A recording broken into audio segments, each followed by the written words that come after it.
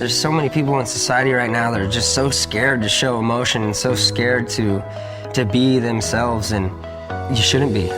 But everyone in their own time. It takes time to learn who you want to be and what you believe in. Welcome to the Jesus Calling podcast.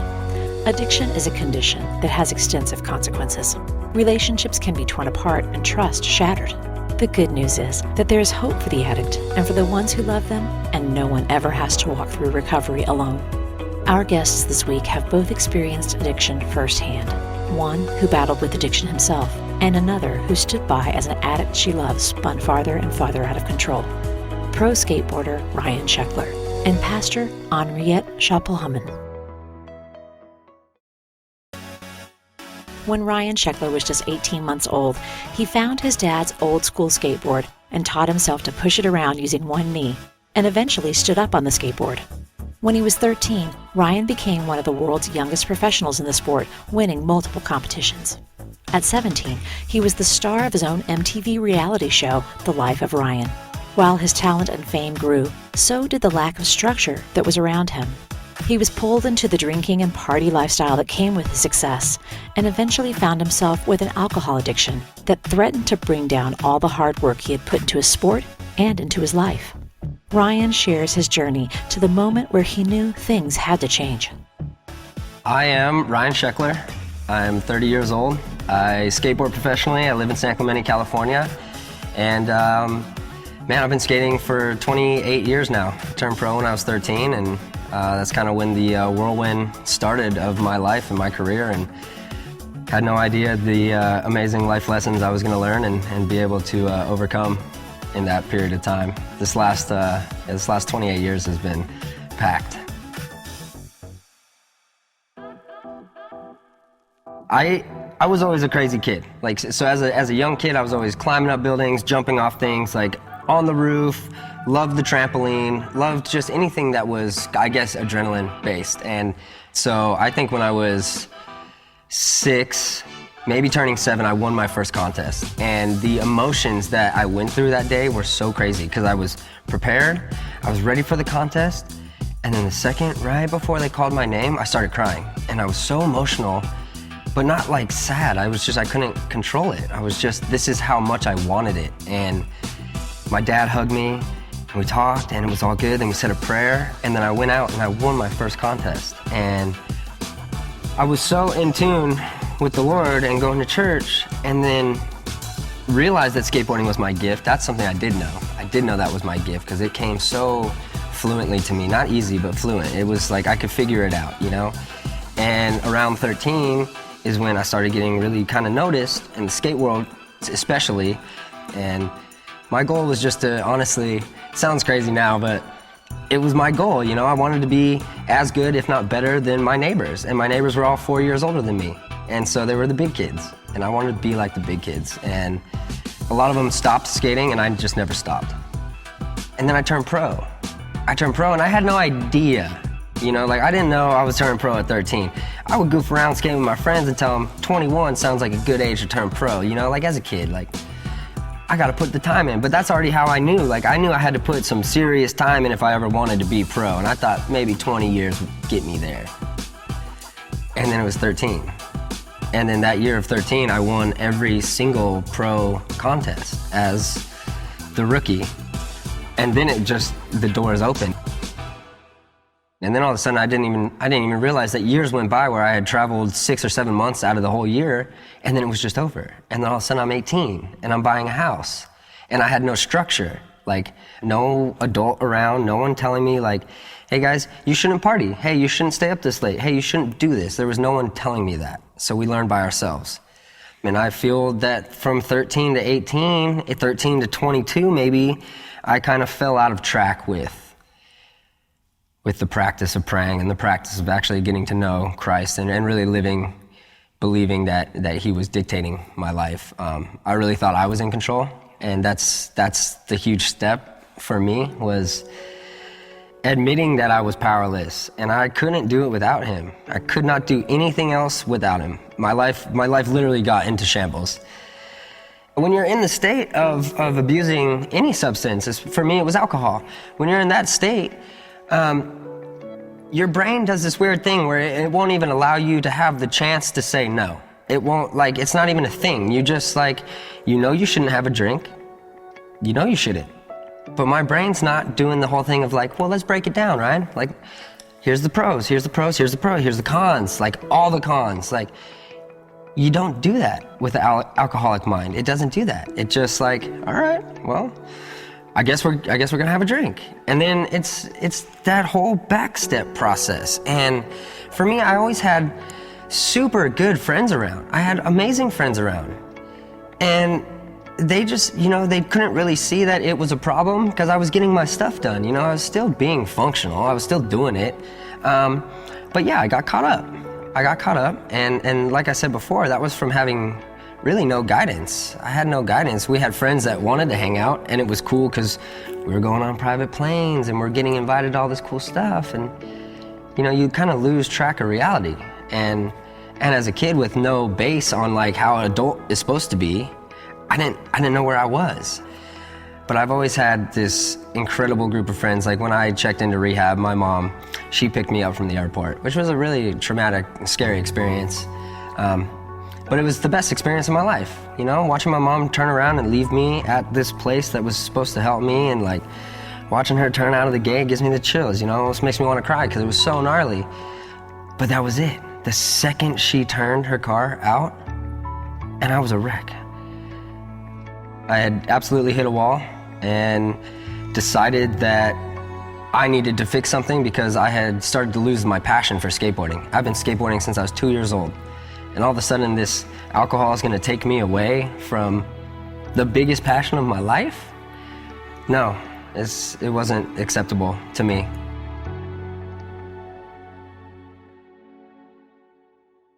I was an emotional wreck. I got this wave, and it just happened again right now. I got this wave over me that was just, you're good. You're in the right spot. Thank you for listening. I'm gonna help you. And then it was on. It was on. I had no detox days, no nothing. I just stayed the night, first night, went straight into the meetings the next day. Right in a group, and just being vulnerable. And that's the biggest thing too I learned from my experience through, you know, that recovery was being vulnerable. It's not lame to be vulnerable. It's not bad to tell people how you're thinking or to like really express emotion or to cry. Like, it's not bad. That's what we're supposed to do.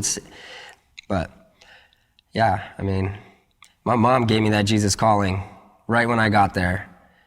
And that first night I started reading it, and I didn't even pick a day. I just started reading it. I wanted it. I wanted to feel something. And I started feeling it, and then I read it every single day that I was there. So my mom had been reading Jesus Calling to us. Like, she would send me little like excerpts on my phone. So like, I knew about Jesus Calling, I just never had my own book. And then once I got it at rehab, I did read. The first day that I was there was February 3rd. And that's so crazy, I just started reading this again, and it really, like, this is crazy actually. This is crazy. I am with you and for you. You face nothing alone, nothing. When you feel anxious, know that you are focusing on the visible world and leaving me out of the picture. The remedy is simple. Fix your eyes not on what is seen, but on what is unseen. Verbalize your trust in me, the living one who sees you always. I will get you safely through this day and all your days. But you can find me only in the present. Each day is a precious gift from my Father. How ridiculous to grasp for future gifts when today is set before you. Receive today's gifts gratefully, unwrapping it tenderly and delving into its depths. As your savior, this gift, you find me. Yeah, so it was like, you face nothing alone. And I was like, that's why I got that crazy sense of calm when my mom left. I went straight into the room, and obviously you had to do all the intake and all that noise, but like once you actually get into your room and like have that first like, okay, I'm here, now what? And then I opened this book and saw that I wasn't alone. I'm like, I'm in the right spot. 5 days after being there, I got a call from Michael Phelps, who was a friend, and he was very proud of me for being in there. And then he sent me a couple Rick Warren books, and he sent me another copy of Jesus Calling and explained to me how he went through similar things. And in my mind, I'm like, this is Captain America, like, this is Aquaman, like, this guy went through what I'm going through, and then it clicked. I'm like, oh, none of us are alone in this world. Like, we are not alone, and we're supposed to go through this pain to be able to teach this lesson. Can't waste the pain. I do not want to waste the pain that I've been through. So whether that means through this experience, through an injury, coming back, how can I help you recover from your injury because I've been through it? This is my ministry. Honestly, it's like being in the place I'm in now from being through what I've been through. And like, I can share it, and I love sharing it. And kids come to me and they ask me for help. Everyone's gonna go through pain. We all go through pain. For me, pain is my biggest teacher. And so, I went through the program and then just learned. I learned everything I needed to do and everything I needed to be and become to have this next chapter, which is, my 30 to 60, see what happens here. So, but yeah, I wouldn't have been able to do it without the Lord. And it's a struggle, but if you really submit and give your life to Christ and just really believe daily that like you get another chance, you're gonna make some good decisions. And that's been one of my huge things too, coming out of that whole process, was be where your feet are. So simple, be where your feet are, which means right here, right now, I'm not thinking about anything else. I'm here in this room with you guys doing this. And that keeps me present. That keeps me in the mode. And I just find myself saying that to myself all day long. I'll be standing somewhere and I'm thinking about something else. I'm like, what are you doing, dude? Be where your feet are. And the second I calm down and like realize where I'm at and I'm present, then things start happening. But it's not until you're present. It took me 30 years to learn. I went to a Make-A-Wish Foundation event where I got to grant a wish, and I was 17 years old, and I was tripping. Because I couldn't fathom that this beautiful girl, Casey, who had been battling with leukemia and just chemo and just the gnarliest things, wanted to hang out with me at a skate park for her wish. And yeah, I was pretty nervous.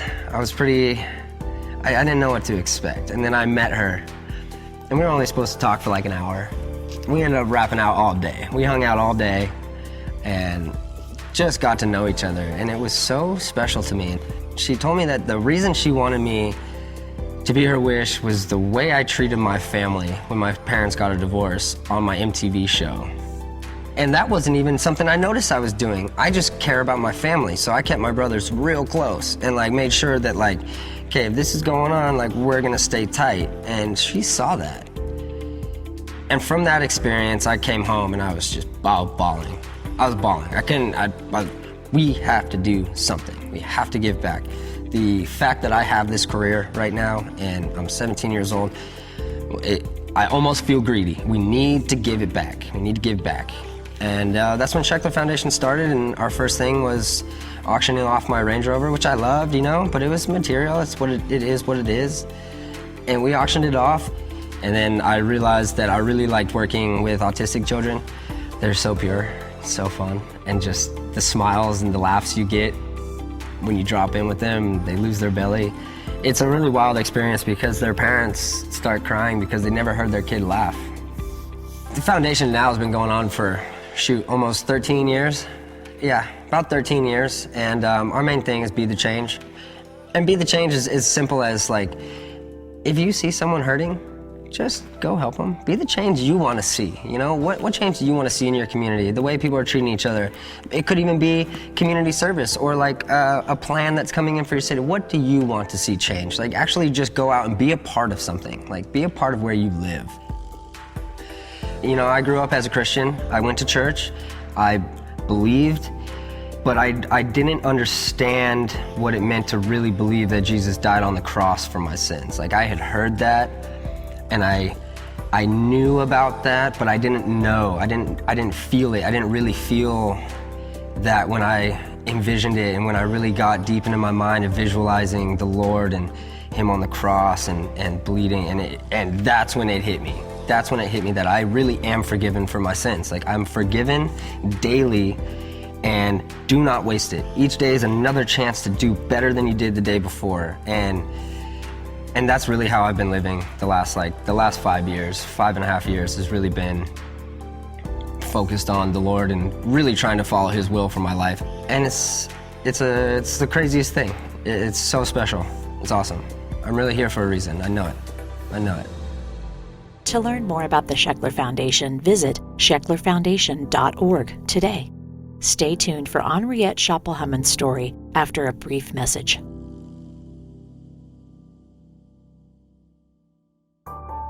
"2020 has brought a host of challenges to many of our lives, but none more than our country's first responders.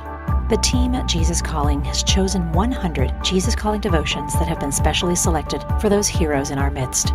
There are hardcover editions of these 100 devotions for medical professionals, firefighters, law enforcement, and the armed forces. Find these Jesus Calling for First Responders editions exclusively at christianbook.com.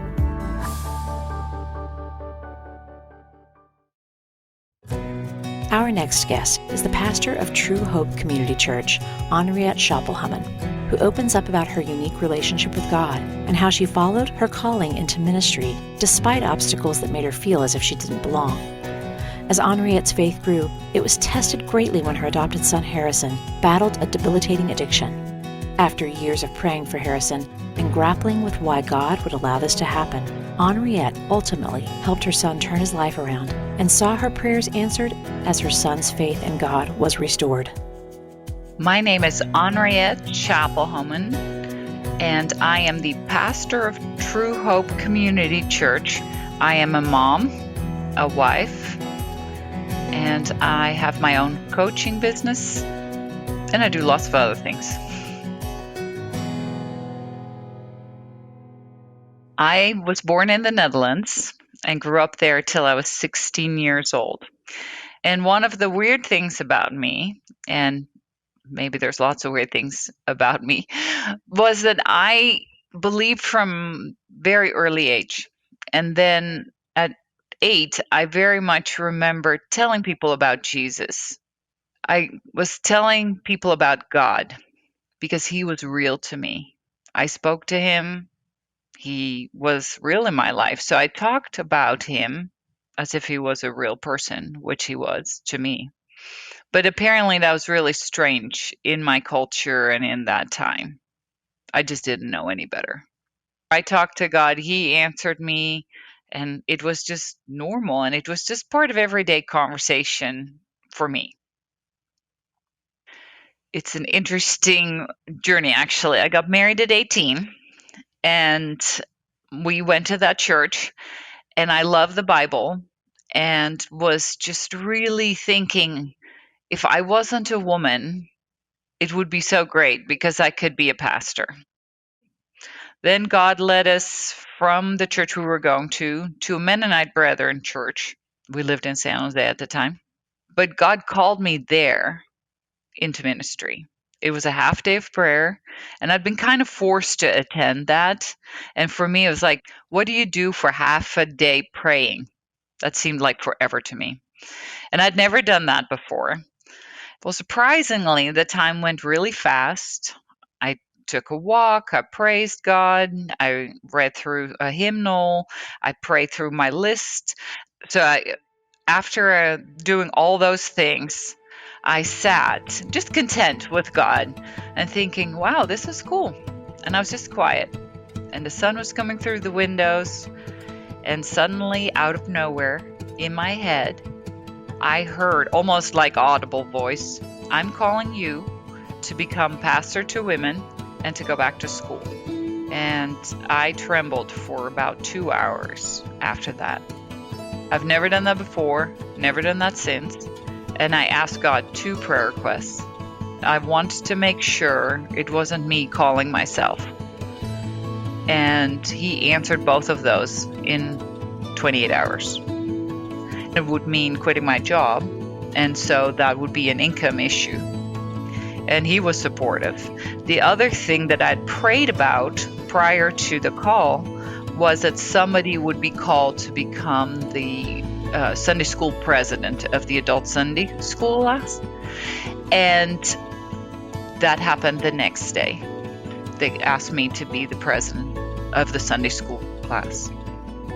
Before I went home, actually, from that call, I went straight to the senior pastor's house. I explained to him what had happened, and he said, well, it's clearly a call from God, and we just have to figure out how to make that work.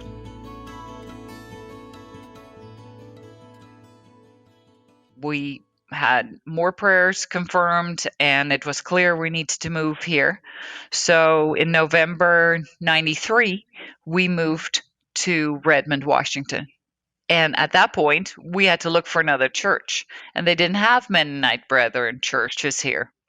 So we started on a whole quest like, okay, God, you moved us here. I believe the call is still on my life. Where am I supposed to be? So we attended different churches, church shopping, but really, and we really didn't like it. And I got sick of it at some point, and I took out the yellow pages and I circled all the possible churches and I called them and I asked what was happening. And a lot of them had women's ministries already all sorted out. And I kind of felt like, okay, so there's no space. And then I called this one church, which turns out to be a Free Methodist church, but I didn't know what that was.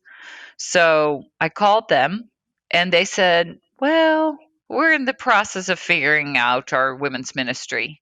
And then they also were in the process of figuring out their small group ministry, which both of those is what I had been doing. I'm like, this might be the clue. So we visited there and we really liked it. And then we visited there again and we felt like this is where we're supposed to be.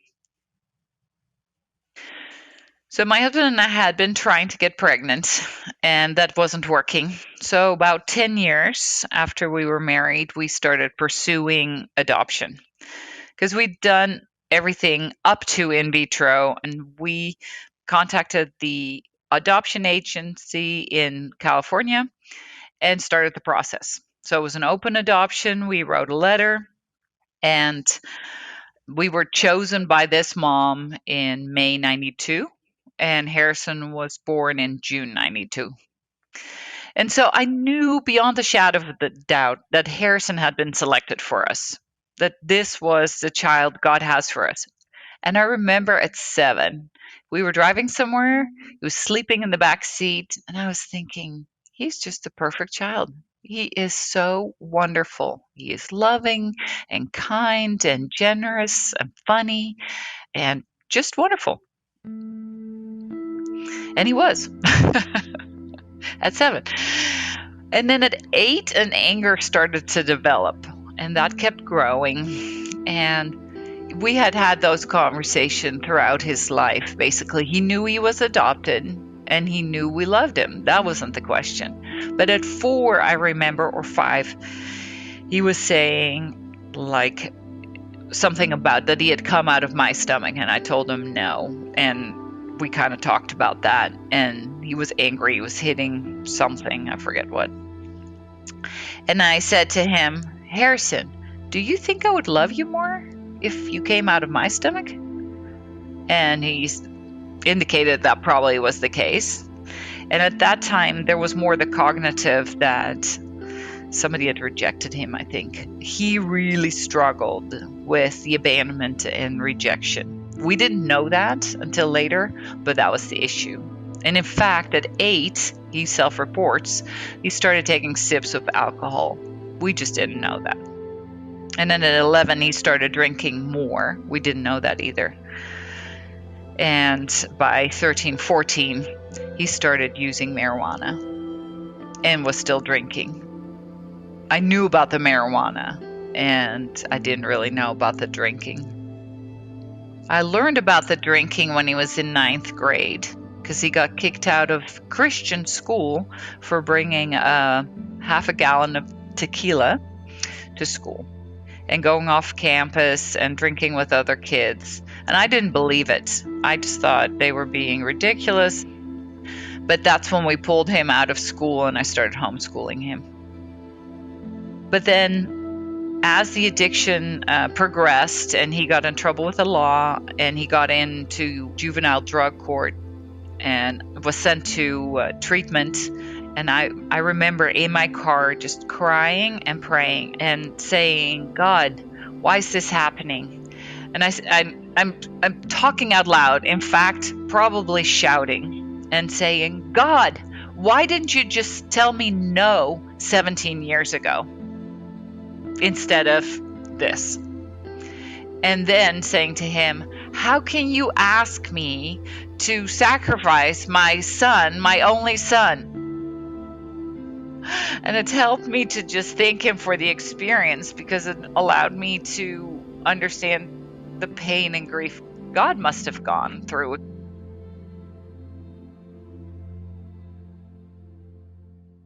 At 17, he was still in drug court. He became a better addict, a better user. He became better at breaking the law, better at getting around the rules. He went to at least 10 plus detoxes, 6 treatments, and none of it worked. He completed some, he bailed out of others. I always was in drug court with him and was there to support him, tried to help him choose the right things. Harrison accepted Jesus when he was 3 and was baptized in 5th grade by me. So he believed, but he had turned his back on God. I'm a firm believer that the road home needs to stay open. Just like the father of the prodigal son stood waiting for his son to return, we need to have the road open.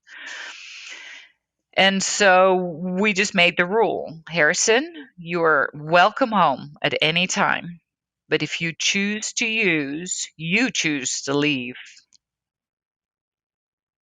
I just knew I needed God and I needed God to fix this and I needed help. I needed prayer. And so I would send prayer requests out to my Gmail list of 35 people and they would pray. And things would continue to get worse, but my faith also grew. I remember laying on my hardwood floor in my office and just sometimes for an hour even, with my head on my arm, just praying, Jesus, please help me. Jesus, please help me, and crying. Because what else is there to do when your child is just completely blowing up his life? Nothing works. Super sad. There were all sorts of other things God showed me in this process. But Harrison's life continued progressing in the drugs. People thought I was enabling, but I was a firm believer that my job was to hang on to God and hang on to Harrison. That I basically was between them because he wasn't connecting with God. So I felt like I was the conduit, and that was my job. During that time, I had written my book, The Story Lives, Leading a Missional Revolution. It's all about that everybody has a story and that our stories are meant to be told so people can see them, so that people can find a road to Jesus. It's like, I know Jesus, and the Bible says that Jesus can heal. I believe he's going to heal Harrison, that he has a plan for his life, and I'm not giving up on that. And I believe it's going to be through prayer and through his people. God allowed Harrison's appendix to burst. That's when he called me in a panic to come get him. He didn't want to go to the emergency room or anything like that. So we didn't actually know at that time what it was. The following week, I did get him to go to the emergency room. They knew something was wrong. They transported him to the hospital, but they saw an addict and they didn't see a patient. And so they treated him like an addict and they weren't willing to work with him and adjust based on what he could handle. So he left against medical advice. And for a while it got better because his appendix had burst, so all that pain was less. But then it got worse. And I would sit with him. And God had given me Psalm 91 as a promise about Harrison, and it's clear that he's dying. He's saying himself, I'm dying. And I'm saying to God, Lord, I know he can't be dying. It looks like he's dying, but I know he can't be dying because you said that you are going to rescue him and show him your salvation. He couldn't function, and we didn't know what was wrong. And Harrison said, okay, I will do whatever you tell me. I'll go to treatment if that's what you think I should do. I'll go to the hospital if that's what you think I should do. So we felt like, you know what, we need to go to Harborview. So we convinced Harrison, we got him in the car, the last 10 minutes of our drive. Randomly, Harrison hits the dashboard and says, God, help me. And I'm thinking, okay, here we go. This is it. They took him into surgery and discovered he had lived with a burst appendix. And they said a couple more hours and his small intestines would have burst and it would have been a horribly painful death. So for a month he was trapped. We set up a bed in our living room. I stayed with him. I managed his meds. And that month was enough for him to decide that he wanted a different life. Oh, he is very hopeful. He's passionately in love with Jesus, and he prays all the time. He listens to his Bible all the time, and his faith is super strong. So I'm reading from Jesus Calling, August 30th. There's no place so desolate that you cannot find me there. When Hagar fled from her mistress Sarah into the wilderness, she thought she was utterly alone and forsaken. But Hagar encountered me in that desolate place. There she addressed me as the living one who sees me. Through that encounter with my presence, she gained courage to return to her mistress. No set of circumstances could ever isolate you from my loving presence. Not only do I see you always, I see you as a redeemed saint, gloriously radiant in my righteousness. That is why I take great delight in you and rejoice over you with singing. Without Jesus, I would not be standing. I mean, first and foremost, you need Jesus. And if you don't yet know Jesus, it's a great time to reach out to him, or at least reach out to someone who knows him. To learn more about Henriette's work, please visit Henriët.Schapelhouman.com. If you'd like to hear more stories about the power of faith in overcoming addiction, check out our interviews with the brave women of the Next Door Addiction Treatment Center.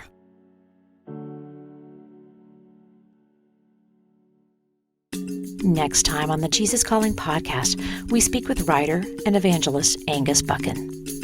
Honing his skills in the field of agriculture, Angus was known to be a hardworking, hard-drinking man. Dealing with the rigors of running a farm in Africa through droughts, financial issues, and a cancer diagnosis, Angus came to a moment in his life where he'd reached the end of his own strength to keep moving forward. He talks about an encounter with God that turned everything around. You know, my business was going bankrupt. My marriage was finished. I had terminal cancer, and Jesus healed me. I had never seen anything like this, and I sat there with my mouth open, and then right at the end, one of the laymen said, if you want Jesus to be your Savior, we want you to come forward now. And I stood up, me, Jill, and all our children, just like a gander, a goose, and all the goslings, and we walked straight to the front with lots of other people. And that was the defining moment of my life. Want to hear more inspirational stories of people who have been changed by a closer walk with God? Then subscribe today to the Jesus Calling podcast on Apple Podcasts, Stitcher, or wherever you listen to your podcasts. And please be sure to leave a review, which helps us reach and inspire others with these stories. Plus, if you like seeing our guests as well as hearing them, you can find video interviews available on our YouTube channel at youtube.com/JesusCallingBook, on Facebook, and on the Jesus Calling Instagram page.